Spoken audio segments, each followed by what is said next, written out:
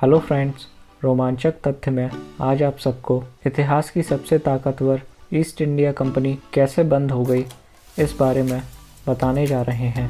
East India company के बारे में सब जानते हैं। एक समय में इसे दुनिया की सबसे ताकतवर कंपनी माना जाता था, जिसने भारत समेत दुनिया के एक बड़े हिस्से पर लंबे समय तक राज किया। इस कंपनी के पास लाखों की फौज थी।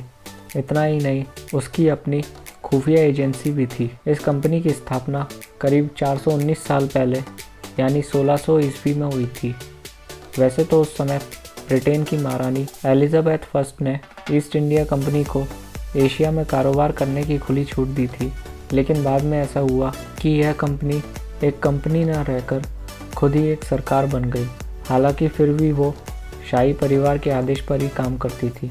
एक समय ऐसा भी आया जब एशिया के लगभग सभी देश ईस्ट इंडिया कंपनी के कब्जे में थे, और सिर्फ एशिया ही नहीं बल्कि यूरोप में भी इस कंपनी का दबदबा था।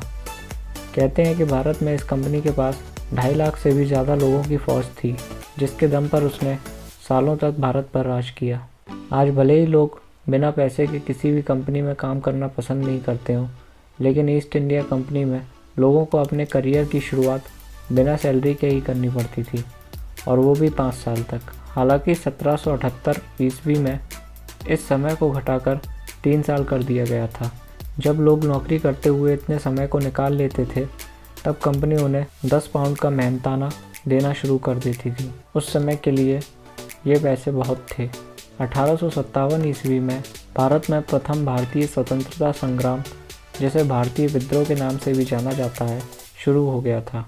उसके बाद ईस्ट इंडिया कंपनी का बुरा दौर शुरू हो गया था। जैसे तैसे करके कंपनी कुछ दिन और चली, लेकिन 1874 में ब्रिटिश सरकार ने कंपनी को पूरी तरह से बंद कर दिया था।